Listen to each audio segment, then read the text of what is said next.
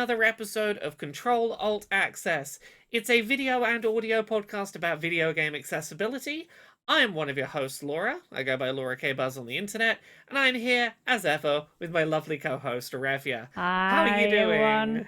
I am still recovering from all we talked about last week with me having a sort of slightly burnout. So I am working on having my pulse down, and it's working. I think it's working. And you, Laura, how are you doing? I was doing all right, and then life got chaotic again, and everything's been a little hectic, but it's fine. It's manageable. Life's going all right. Life's going. Good. That's good. That's good. Have you been playing anything this last couple of weeks that you want to talk about today? So last week I said I was like lost in Skyrim. Yeah. Now I'm lost in Valheim. So that is just what I've been doing. That and Balatro. So Vikings and poker. That is what we're doing. But it's been nice though. It's nice to have those comfort games that you can just kind of constantly have around in the background a bit. Yes. And also January is a slow week in general in the gaming industry. Yeah. I thought it was going to be quite slow, but then I ended up having like 2 talks and a workshop. So it's been, other than content, it's been quite like busy. But content-wise, it's such a slow month. Nobody posts anything. Like, they post news and stuff, but they don't post any new games and stuff that much. Yeah. It's not been a lot to play, but it's been a lot of like Xbox had a thing and Nintendo had a thing, and we'll talk about those in a little bit. And like, it's been a lot of, I have ideas of stuff to talk about. Yep. But not a lot of things to actively be playing. I'm mainly waiting for February. That's when all the games I want to come out. That is when they start. And they start good. I did play one interesting thing this week that I want to talk about. I played a demo for a game called Mindwave, and it's super interesting. You know, games like WarioWare, where you have your like very quick rapid fire mini games, and it's all very silly mini games that you have to very quickly. Half of it is working out what you need to do in the time limit, as much as it is doing the mini game. Yeah. What if a WarioWare game had a really interesting story mode? Nice. And the story mode was like genuinely compelling. The idea of it seems to be it's in this sort of cyberpunk future world where there is a competitive sport where 2 people are plugged into computer cables are plugged into their spinal cords. And you basically play WarioWare minigames inside someone else's memories. Oh. And you are like trying to do a mental battle by exploring and fighting through their memories faster than they can yours. Oi. And you've entered this big, like, thousands of people tournament trying to win your way up to the top of this tower. It's very unclear exactly what the prize is or like what has driven you to do so. But like, some of the story stuff in it's really interesting. Like, I had a conversation, like, in between rounds of the competition, you can go, like, talk to some of the other competitors to try and get a sense of who you might be going up against. I had a conversation with a character who, like, was a competitive person at this esport of going into other people's brains to do WarioWare minigames, who talked about having to take a really long break from it because they started to struggle with knowing whose memories were theirs and which one were memories from people whose brains they'd been in. Oh, I can imagine. And it was like really bad for their mental health. And like, it's a really interesting story for you to then go like, you know, my first opponent was like a pastel colored wearing like 16-year-old girl, and it was doing a bunch of mini games that were like, she's in the backseat of her parents' car and you're imagining someone jumping over the electrical cables as the car drives along. Or you're like quickly trying to type in numbers to call your best friend on the phone, or doing little claw machines. And it's all the minigames feel tied to the personality of the person you're like having this battle with. Which is all like a lot more interesting of a narrative conceit than I usually see people put the effort in for these kinds of games. This feels like if this was real life, this was the only time where having an actual mental illness could give you a proper leg up in a competition.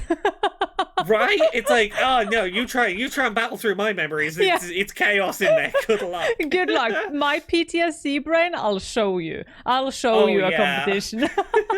It feels a little bit like that might be narratively kind of where it's going, and I'm Yeah. interested in it. That's cool though. Yeah, it's not the most accessible game, at least at the point where its demo is. You have a certain number of lives available, and you have to get through a specific number of minigames plus a sort of boss minigame to progress the story mode. And there's no options for, like, increasing the number of lives you have or, like, making it easier so you have a bit more time to do the minigames. Which, it would be lovely to see some of that added in. There's also a bit of a limitation. It's an interesting thing about the game, and I like it, but it's going to be an access barrier for some people. A lot of the minigames frequently change what your control scheme is going to be. Some of them are controlled, some of them are controlled with just a mouse. Some of them are mouse and keyboard. Some are WASD keys. Some of them might be the whole keyboard. And until a minigame's about to start, you don't know what that's going to be. And you have to be very comfortable with, like, maybe one of the minigames that comes up is hold down these keys on the keyboard and move your mouse at the same time to, like, hold down a chord on a guitar and strum the guitar.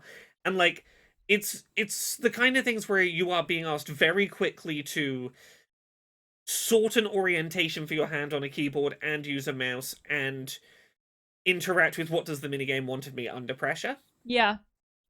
And, like, I can see the really interesting aspects of that while wanting to give people heads up that the cognitive load is heavy and there's not a lot of time to process what it's doing. No, can I be a bit nerd? Yes, it's our yeah. This is our nerd podcast. Of course, we can be nerd.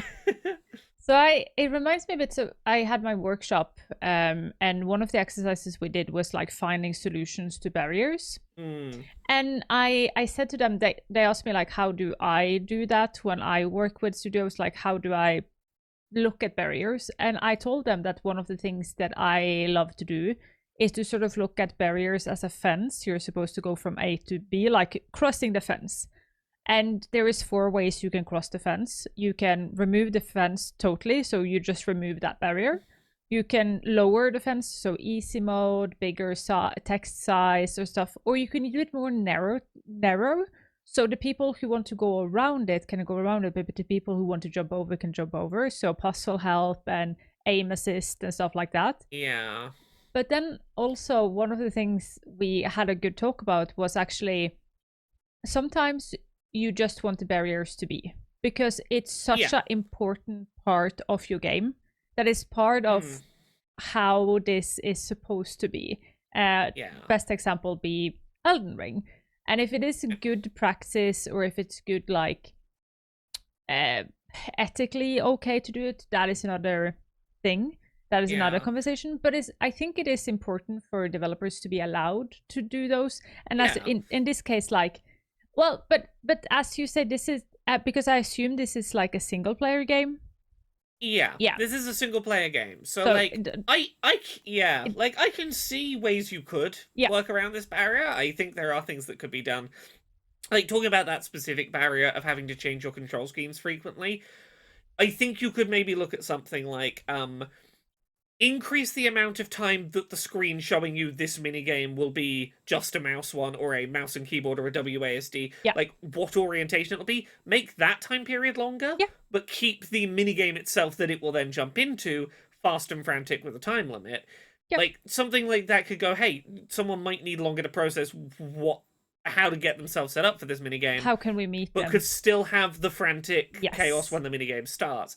Like, I think there's always solutions to these things, or things that are worth trying, but like, I bring it up mainly just to give people a heads up who listen to this show. It's not going to be for everyone, but I do think it's doing something really interesting that's going to be like, I had fun with it, even if I think there are some inherent barriers to be aware of. It reminds me of that game. I think it was on Game Awards. It was a trailer for a game where you're playing 2 ladies, and they sort of they are doing something they're like writers or something, and they are like in a Oh, machine. One of them fall over. Split Fiction. Yes, can't wait for Yes, that one. I'm really excited for that one too. Yes, this is the new one from the It Takes Two and A Way Out Yeah, developers, and I've always enjoyed their co-op games. yeah, They're real fun. they are, and I'm looking forward to that. And also, I'm really, really looking forward to see if they're able to combine medieval with like sci-fi, because as somebody who really, really, really loves medieval fantasy and have like not a grudge, that's the wrong thing, but I'm not that often getting pulled into sci-fi. Even though Alien is like my favorite movie ever, but even though like it takes so much, I'm really looking forward to how are they going to make these two part of the nerd culture kiss, because there's few people who can do. Indeed. But yeah, with that out of the way, should we talk a little bit about the some of the newsy bits that have happened in the last couple of weeks? Yes, and there's a lot of them. Of Shall we start with a big one? Which one do you reckon is the big one? I'm guessing that's a Switch. Assassin's Creed. No, Switch. Yeah.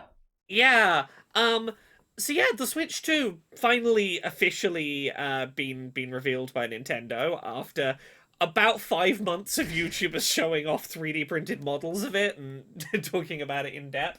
Which, fun fact, I'm gonna pull it up here. I have a 3D printed Switch 2 in the office with me with a screen protector on it because a company sent me Switch 2 screen protectors already. So yeah, do you want to talk about what's different with the Switch 2? So, for those who haven't seen the big release trailer, which was quite a cool trailer, it is a Switch, but it's bigger. That is the first thing. It also is easier to stand along with a better like stander support, and it has Joy-Cons that instead of slipping them on the side as you normally used to, you have to do with the Joy-Cons, you take them on and off with what we presume now is magnets. So they have, which is also where all the kerfuffle has come through, and people are afraid, because we all know the problems we all had, or a lot of us had, with the Joy-Cons, getting problems with them just like not working after some time or getting adrift. And even though I hate the Joy-Con sliding on and off, it is so easy to, not easy to do, but it doesn't, it sustains wear and tear. But now we have a really, really small, I don't know even how to explain it, but a really, really small connection, sort of like as a USB-C connection that needs to, the Joy-Con needs to go in. And it seems to be smooth to take on and off, but oh my god, that is going to break.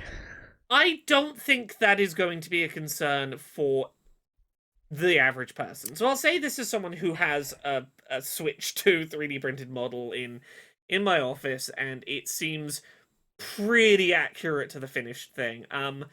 Yeah, so what we're talking about here is inside the Joy-Con rails on the side of the console, there is a connector. It is like maybe an inch or so wide port that is going to plug into the Joy-Con when it goes in. And I've seen a lot of people concerned that that is going to get damaged through everyday use. The way I would say to think about that is, you know when you have like a cartridge video game, like an old Super Nintendo game, that has a very, albeit longer, has a very similar connection point inside the cartridge.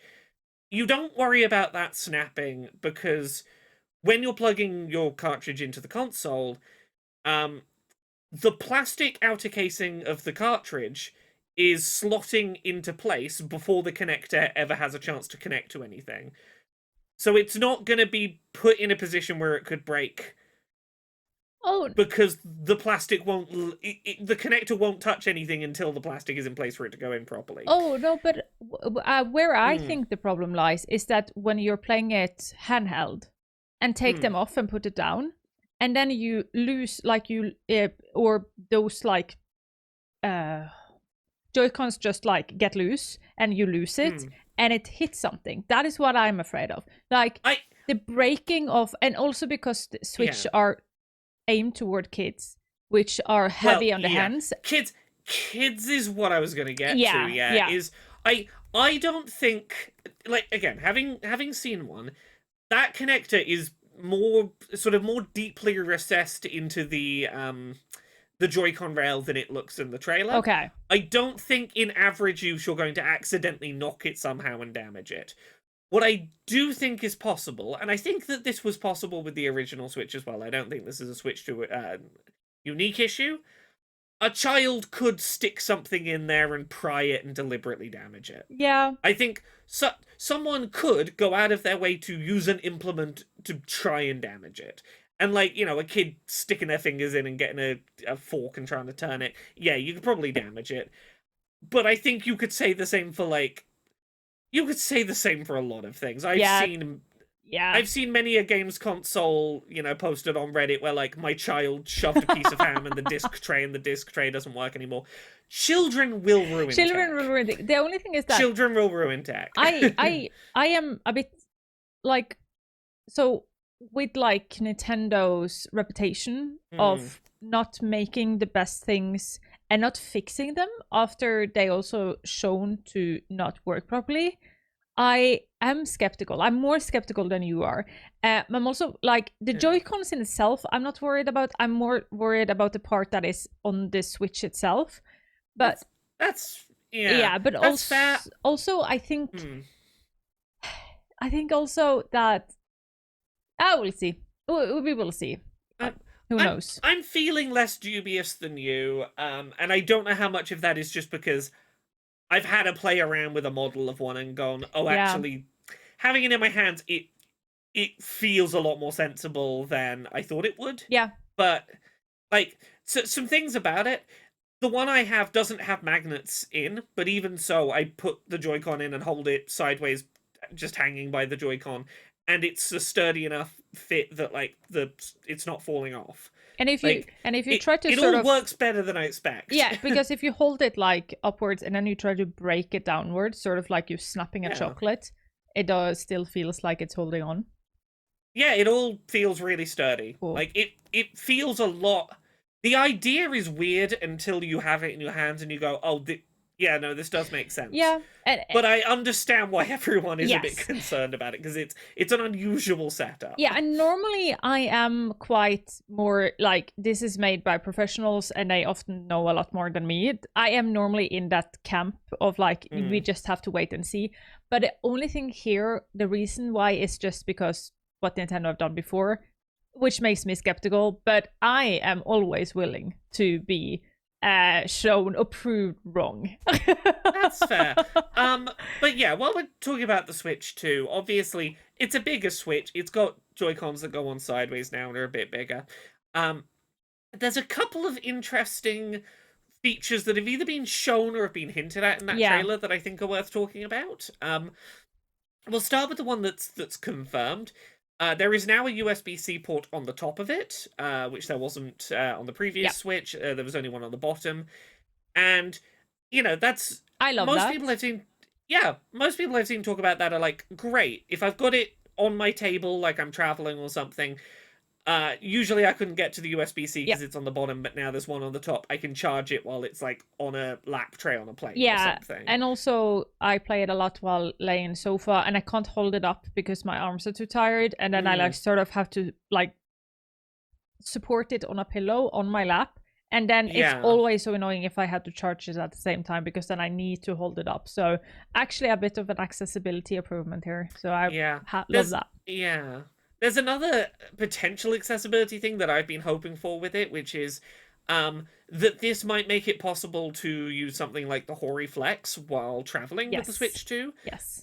Because, again, with the Switch 1, you could, in theory, plug a USB connector into the USB port and plug the Hori Flex into that. But you couldn't have it set up on a table and have your hands on the Hori Flex because the port would be on the bottom. This does seem to open up the possibility of using the Hori Flex while, say, traveling on a train or something, which I'm excited that seems possible now. The other thing that's not concretely talked about in the Switch 2 trailer, but is kind of hinted at, if you'll know what you're looking for, is If you pause that trailer at certain points, you can see on the side of the Joy-Con what appears to be an optical port, like an optical sensor, like the kind you might see on a mouse, the sort of little laser receiver that tells where your mouse is moving.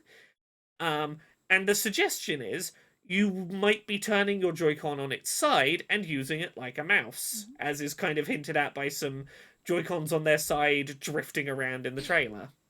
I think that would be interesting. I when I first heard it, I was just like, yes, this is so cool, this is so amazing. But then I actually thought it was more flat. The fact that it is on its side makes me like ergonomically a bit like skeptical. But at the same time, I think Nintendo, what is fun with Nintendo is that they dare to try new things. They're never afraid of just doing really whack things, and sometimes it works. So this is going to be fun. I hope it is a thing. I can see the potential of it. Like, I was instantly thinking about, like, if Nintendo wants to separate themselves from the other console makers, they can go, when we've got Metroid Prime launching on the Switch 2, do you want to play it with a mouse like when you play first-person shooters? When there's a port of Civilization 7, you know, a big top-down strategy game, use playing those with a mouse. You can play it on console with a mouse now. If they do a Mario Maker port, it's easier to do your level designs if you're using a mouse rather than a controller. I can think of genres like point-and-click adventures that traditionally don't work well on console, maybe working better. Yeah. And to the point of, like, it feeling a bit awkward, having held one of these bigger Joy-Con, I'm surprised at how comfortable it feels. They've made the L2 R2 button on each of the Joy-Cons longer or wider, so it feels more comfortable to have two fingers next to each other as if they were a left and right mouse click. It is thin. It's thin in the middle of the hand, which isn't normal for a mouse. I think I can say this. I'm working with someone who designs 3D printed stuff to make some stuff that will hopefully be available to freely download when the Switch 2 releases. Including a larger thing you could put your Joy-Con in so it feels more like a mouse size in your hand. That was what I was going to say. Like, I bet you there will be people who will sell or give away the form of like slide into Joy-Cons, make them sort of left and right mouse click buttons, and then have a sort of mouse. I'm literally working with someone on that at the moment. I won't say too much, but I'm working with someone on stuff like some one-handed controller grips and things based on the 3D models we've got. So I can guarantee there will be 3D printer files for that kind of thing when this launches, which I think will help. But yeah, I love Nintendo's games. Nintendo's weird, they're wild, I never know what to expect out of them. This looks like more of the Switch, but more powerful and bigger, and honestly, that's about all I wanted out of it. And, like, I like that we have wacky Nintendo. I like that we have different Nintendo. I do enjoy it. I love, like, Japan's, like, weirdness, if we can call it that. I think it's really really cool, and I'm looking forward to see what they will do and what games it can bring us. And I hope it will still have such a low price as the Switch had, just for approachability and accessibility when it comes to price. If it can keep it to $300 as the original Switch was, I don't know if that is realistic, but then compared to an Xbox and PlayStation, then you have like a portable and that would be cool, but we don't know. I don't see it happening, mostly because the Switch OLED is still $350. Oh, it is. Okay, yeah, which my gut instinct is they're probably going to aim for about $400. It would put them a little more expensive than the Switch OLED, but like $100 cheaper than the PS5 or the Xbox. Yes, it would put them around the price of like a Steam Deck, which I think is about the top end of where you can go on like on that sort of handheld power. I think 400 is reasonable. It is. Obviously, I'd love to see it a little lower, but I think 400 feels right to me for where Nintendo probably doesn't want to go above. And things have gotten a lot more expensive since we got the Switch in 2000 and whatnot when we got that one. So yeah. But I'm excited to see more. There is a Nintendo Direct in early April. I'm not holding my breath for Nintendo to talk about accessibility at that. But one can hope. One can hope that we see some confirmation. Yes. If nothing else, I would love to see Nintendo say the HoriFlex works on Switch too. Yeah, like which it should. There's no reason it shouldn't. Yeah. I will never ever hold my breath when it comes to Nintendo. Yeah. But I will always hope. I would love to be pleasantly surprised. Like, I don't know if this is a thing, but I did make a video a couple of weeks ago saying I would kind of love it if Nintendo used the Joy-Con mouse mode as a way to work around motion controls. Yeah. For people who would find a small wrist movement easier than a large arm movement. Yeah. Not every game is going to be easy to map motion to mouse inputs, but it is a lot of motion controlled games. It's surprisingly easy to map a mouse movement to be like, yeah, I can see how that would map to a motion. Yeah. So that's my quiet little accessibility hope for that mouse support, but we'll see. We'll see. And also, like, these things drive innovative, and innovation is good for accessibility in the long run anyways. So like new technology, new tries, new testing, and game developers trying to think new about how they can use their game is a good thing in the long run. Maybe not directly for accessibility, but accessibility, it will also help. So at least that is going to be fun to see. Exactly. From there, do we want to talk about the Xbox Developer Direct, or do we want to talk about Assassin's Creed next? We can take Xbox though, because like where Nintendo doesn't necessarily give us accessibility, we got some on the Xbox Direct or developer. Yeah. What did they call it? Developer. Developer Direct. Direct. Yeah. So we had a lot of games there. Some games we hadn't heard about before, and some games we had heard about. The thing I don't think Ninja Gaiden 4. We had not heard about before. That was a new one, which is being co-developed by Platinum, which is cool. They make fun action games. And they will also remake the second game in the series, which you can already play, actually. That is already out. So they did not come with any accessibility update or anything, but they are... I have a bit more hope for games that are sort of not, like, would we say under the Xbox umbrella, but they are sort of in... They work together or are closely to Xbox. They often care about things like that. Also, in this whole thing, it wasn't part of this, but it was around this developer direct. Xbox had a talk about why they will actually continue supporting their games, their first party games, to be on other controllers and other systems. So that's a good thing, though. They have put their foot down and said like, hey, we want you to play it on what feels most comfortable for you, and like we don't see hugging the space for one controller is the way to go forward. That was really, really cool. So if you want some of these games on the don't have the Xbox, you can play it on other things. And then they talked about South of Midnight, which is a game I am so looking forward for the story, but I'm so scared to play it.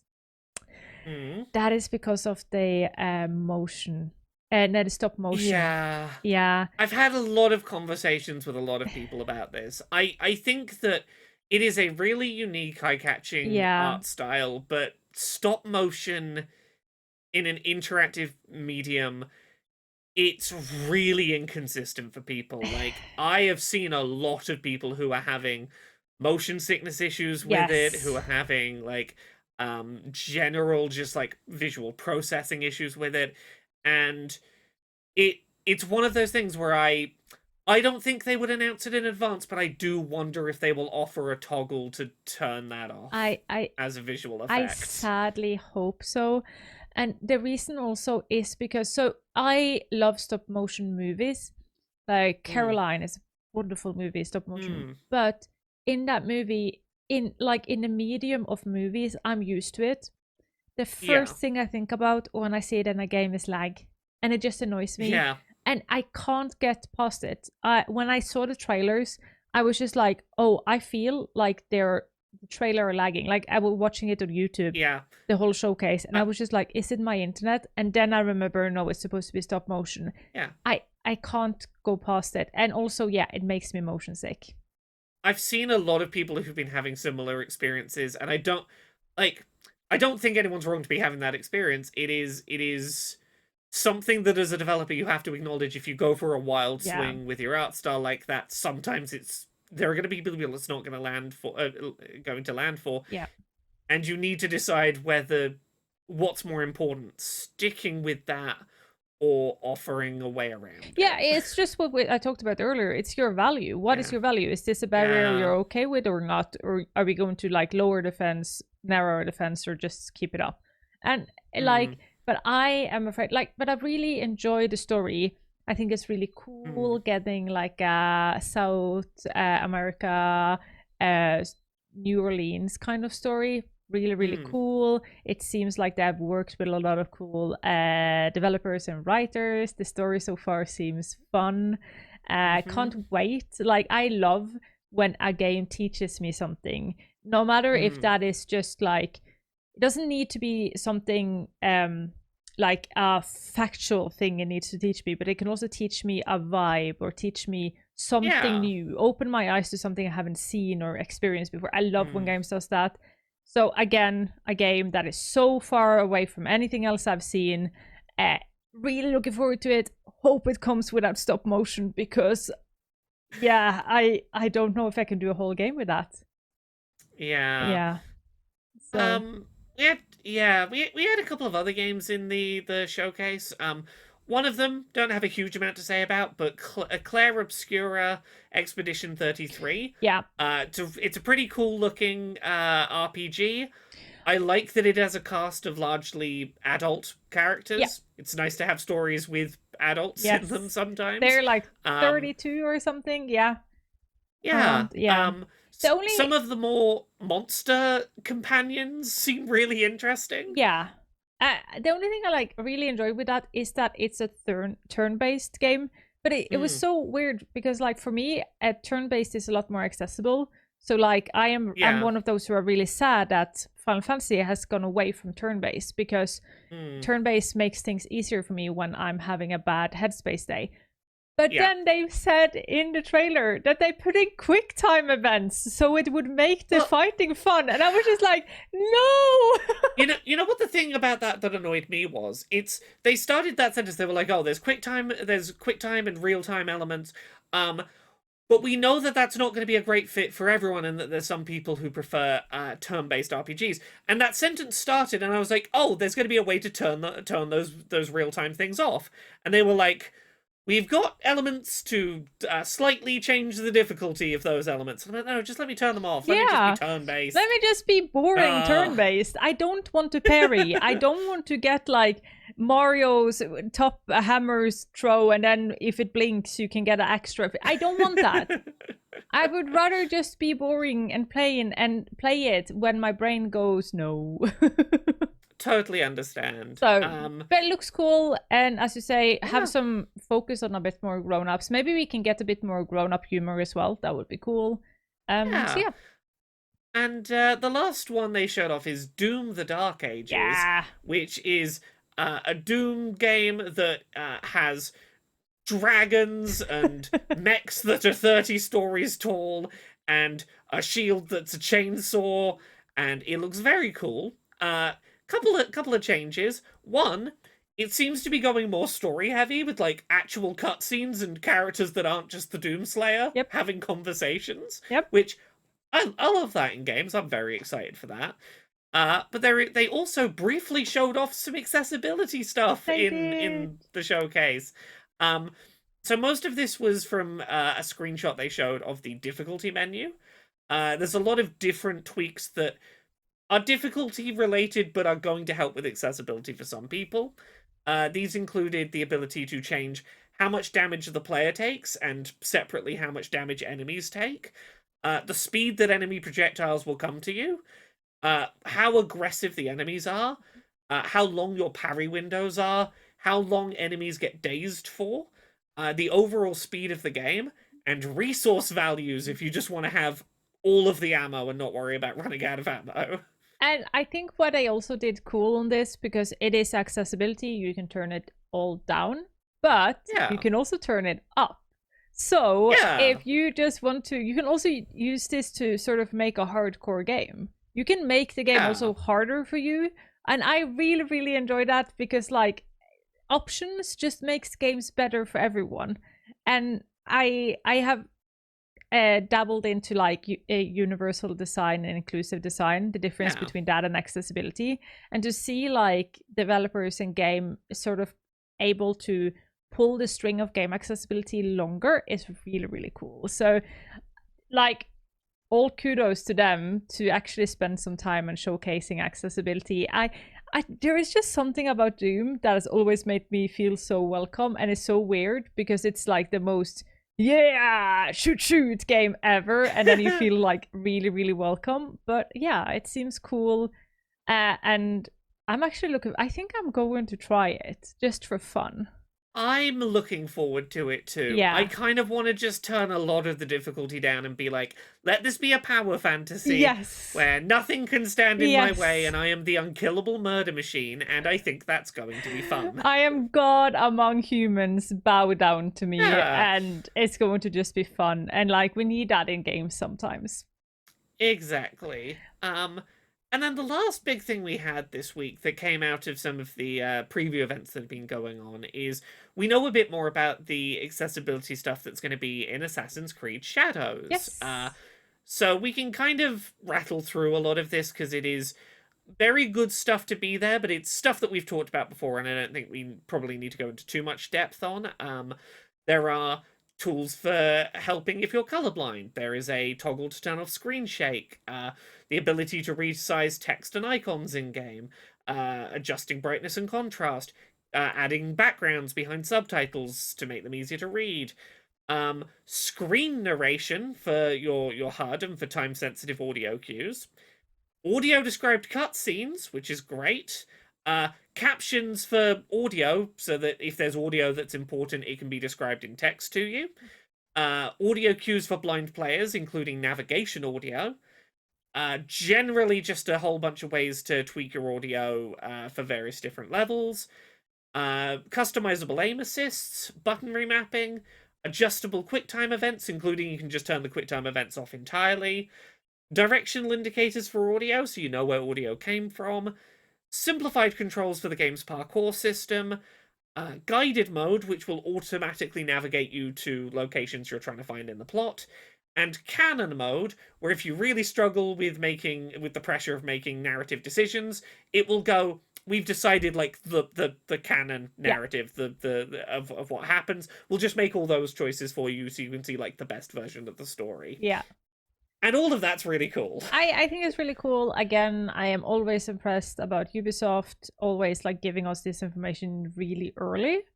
It's always fun that we get it beforehand. We talked about it a lot, how this is really smart to do, because then you gain goodwill from the disabled community, not just because you're honest and show it and everything like that, but also because you can stop people from buying a game and then being disappointed that they can't buy your game, because that will fester like a disappointment in like the whole of the brand. So I think this is really smart. I'm also really excited for this game, not only because it's set in Japan, and as some listeners might know, I love Japan and everything around it, but also it's scary. Ubisoft, I love them, but they haven't pulled in the most wins lately in the last couple of years, and a lot of things are heavily weighing on the shoulders of this game for the company. It seems like, without having any background knowledge, like I don't know anything, but the fact that this game has been delayed a few times is concerning. But previews were good, so we'll see.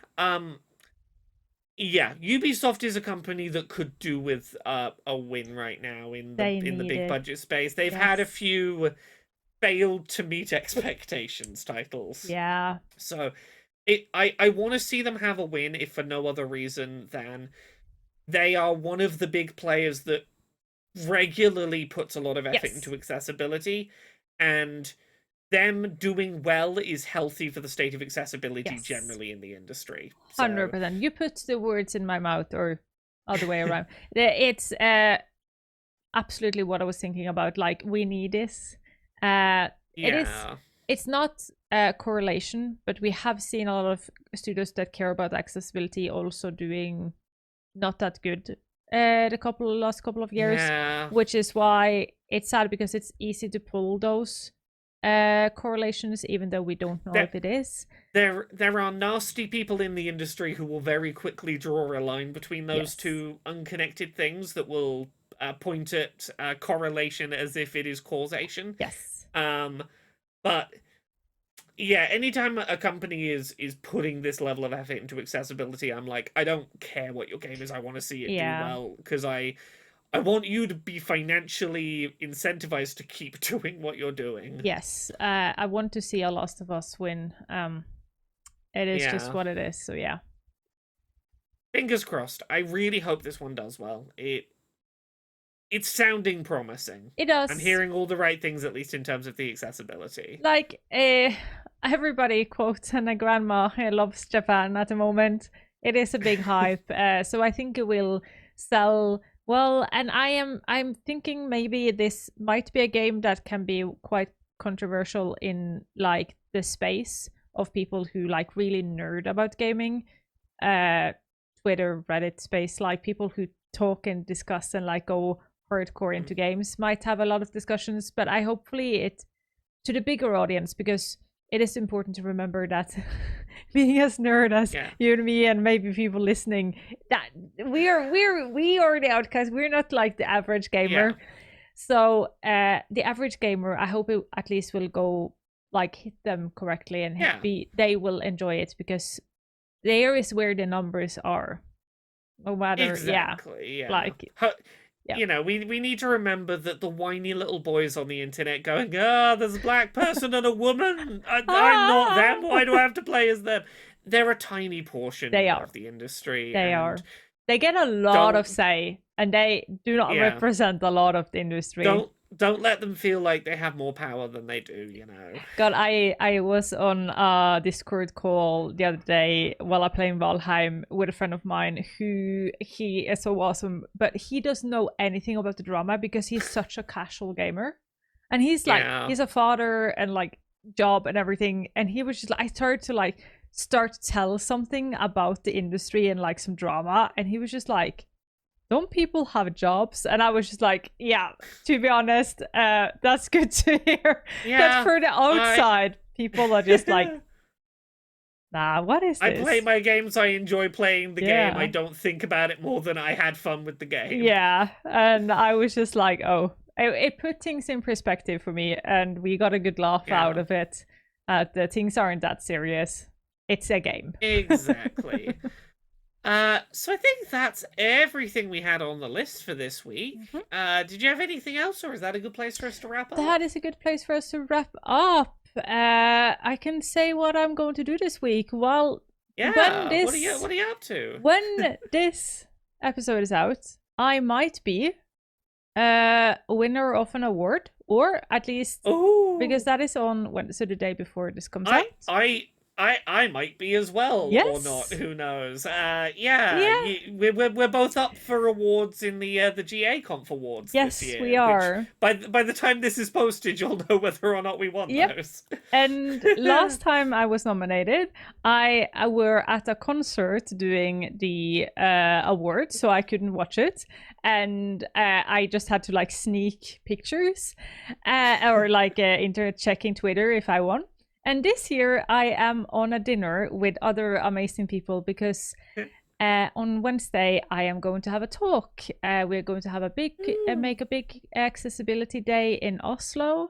Stacy from Ubisoft is going to come over. People from Special Effect, or was it Able Gamers? Oh God, that is bad of news. I think it's Special Effect is coming over to Norway. We're having like a half-day conference talking about accessibility.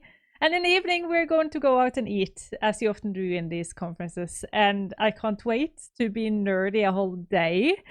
But then I am going to be the one person who goes sneaks checking Twitter while at dinner. Might not be the best, but crossing fingers. I totally get it. It's that nerves of like I just need to know, like, whether I won or not. I just need to know. I just Yeah. need the nerves to not be Yeah. there. I like last year I there were 2 other people in the category I was nominated for. I think this time around it's 4 other people.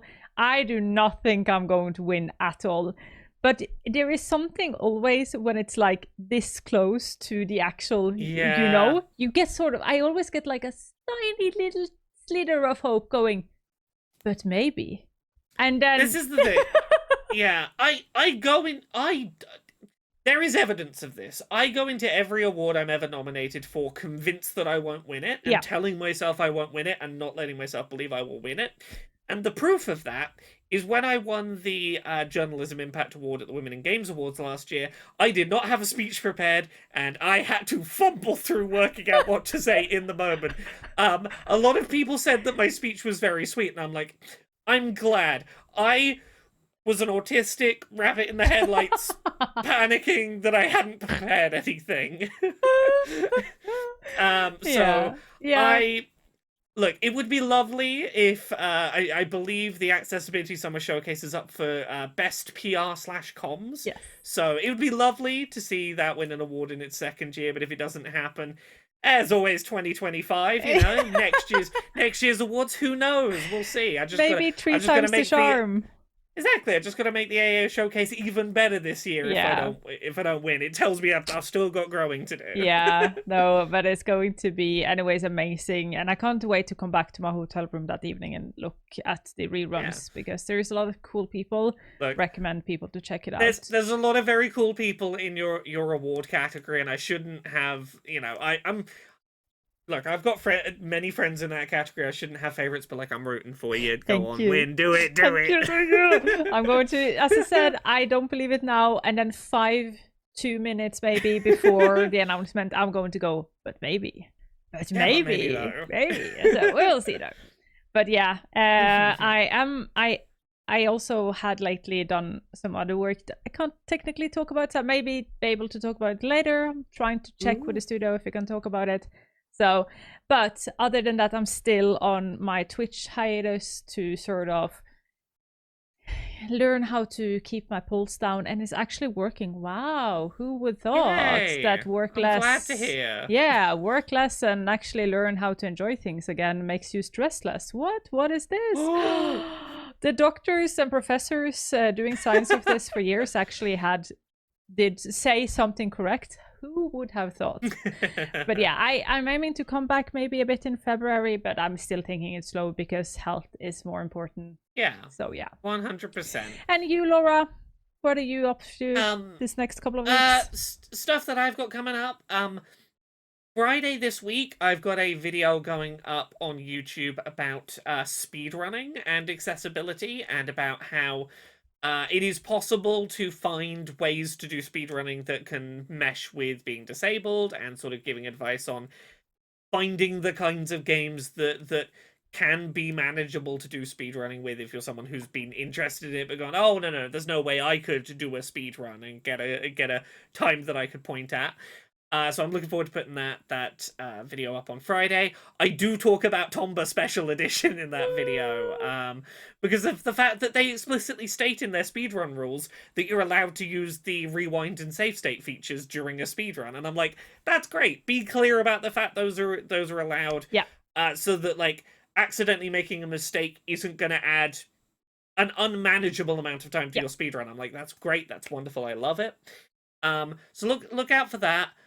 I'm on Twitch. I'm still speedrunning various games at the moment. I'm trying to reclaim my babysitting mama record at the moment. So I currently have every first place record in Cooking Mama Cookstar. I got all my records back. I'm first place in all the categories again.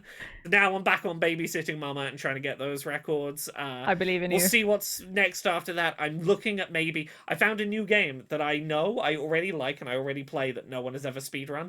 So my next speedrun game might be Deep Rock Galactic Survivors. Hey!